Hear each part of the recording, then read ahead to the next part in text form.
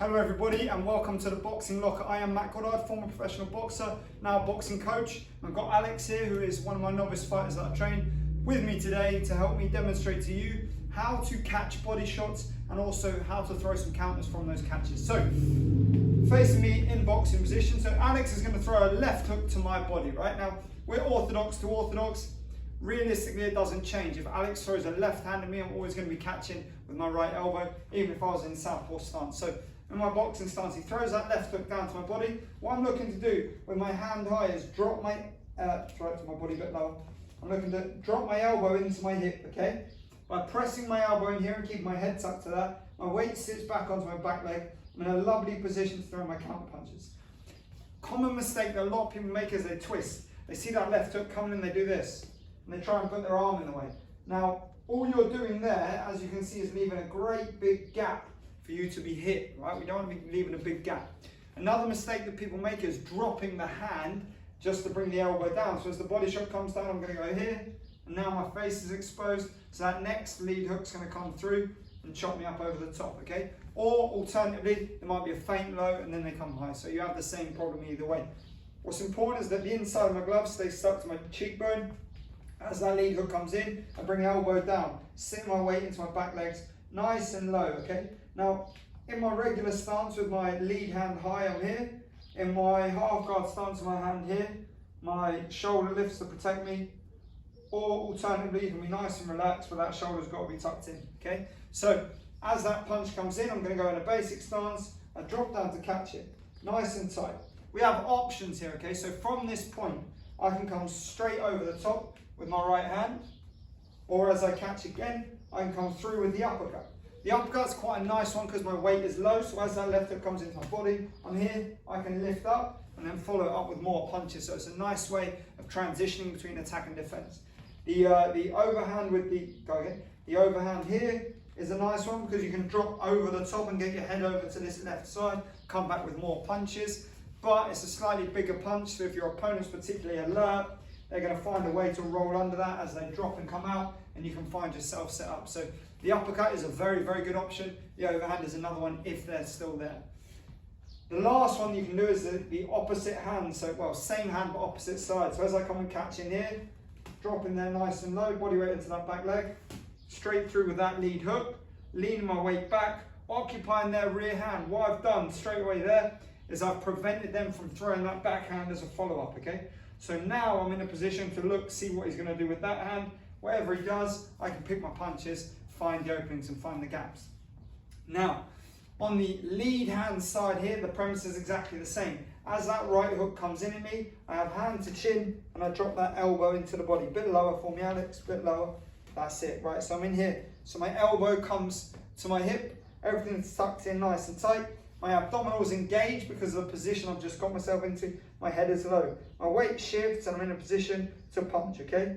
Again, what we don't want to do as that right hook comes around nice and low is raise the elbow forward and create a gap. We don't want to drop the hand and create a gap here, otherwise your face is exposed. We want to make sure we all move as a single unit, dropping down to here in a nice strong firm position, ready to come up and work, okay? So, nice segue into those counter punches. As I catch those body shots, I drop down, I catch here, I'm in a position to throw the same uppercut that we worked on with the right side. So that comes round, weight nice and low, and then I'm there to throw that shot. Creates a big opening. Again, I can follow that up with other punches or same side. The lead hook over the top of the shoulder as that right hook comes into the body again, I catch here, and then I can come over the top. It's important with that one that I get the elbow high. If I don't get the elbow high, I'm going to find his shoulder creates a barrier for me to get past. So I've got to drop down and block, and then come over the top. Now, arcing that fist over creates a new angle. Whether you turn your thumb over or not is entirely up to you. Depends on your preference, depends on your coaching. But either way, it's a really nice arc on that punch. Drop it back down, sinks the weight into the back leg, into a defensive position again. And you will have guessed it, the final defense counter punch that we can do off of this defense is to use the same hand on the opposite side. So I catch here, as I come around there, straight over the top with that right hook. What that does is it occupies the non-punching hand of the opponent, keeping them tucked in, keeping that hand still so they can't hit me with it, and then I can make the most of that gap and I can capitalize on the opening on the other side depending on what they choose to do. Okay, so once again, body shots. As that lead hook comes in, the lead hook to the body, that's the rear hook, the lead hook comes into the body, I'm dropping here, the rear hook comes into the body, I'm dropping here. Notice how my weight just shifts over to the side and then sits back into the back leg. I want my weight sank back, so as the punch comes in, if I stay too far forward, you'll note there's a big spot behind me. I need my weight sunk back so that I can push off the back leg with them counters, and so that my elbow is back far enough to prevent that shot coming through. As the rear hook comes in, I drop down. Spin around to the other side for me, Alex. So, see that rear hook come in and I'm dropping down to here, tucked in, there for my counters, over the top. Lead hook comes in, I'm down to here, onto the back leg, I'm in a nice position to throw my shots. In the half guard, I'll do the same thing for you. So I'm in my half guard here, nice boxing stance, that lead hook comes in at me, here to the body, I tuck in here, I'm still in a nice position, shoulders tucked in and high. If that right hand comes at me, I can easily twist straight away, come back my own shots. If the rear hook comes to me in a half guard position, I can't afford to come here, guys. If I drop down to block that here, I've opened myself right up. So as that right hook comes into me, I'm going to go here.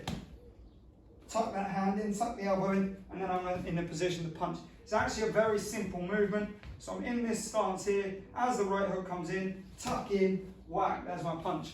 The momentum of me going down to drop to the body to block lifts my hand, then I tuck the shot in. And actually, one transitions from the other quite smoothly. Okay, so one more time from this side, I block that that lead hook with my right side, and I block the right hook with my lead side. Going around the other side, so I'll show you one more time on this side. The lead hook comes in, I block here, the rear hook comes in, block here. Okay, nice, simple, easy work. From the counters, we go an uppercut, overhand, or opposite side, same hand. The idea being that we're either exposing and exploiting the opening, or that we're occupying their non-punching hand so they can't follow it up. For example, if Alex throws a lead hook to the body, and I don't do anything with this glove here, even if I go to throw my right hand, if Alex chooses to throw his right hand at exactly the same time, there becomes an exchange, and we don't want to exchange if we don't need to. Okay, so when I come down here, I block that overhand right, for example, is why I was talking about getting my head over to the side. So as I come back from there, I come over the top and my head comes over. So if that right hand goes over the top of me there, I'm much, much safer forward, okay? With the uppercut, I catch that lead hook to the body. As I come in here and I throw that uppercut, I want to make sure I tuck this non-punching hand, my left hand in, just in case he comes over the top of the right hand at the same time. I need to be there to open that, and also to make sure that I can counter from there, okay? Everything we do defensively has to transition smoothly into an attack, and vice versa. We need to always be in a position to do both: attack, defend, defend, attack. Sometimes both at exactly the same time. Thanks for tuning in, guys. As always, I hope you enjoyed the video. Thank you to Alex for coming along and helping me to demonstrate this for you. And don't forget to like, subscribe, comment below, let me know your thoughts, any questions you have, and as always, check out the rest of my videos. Cheers.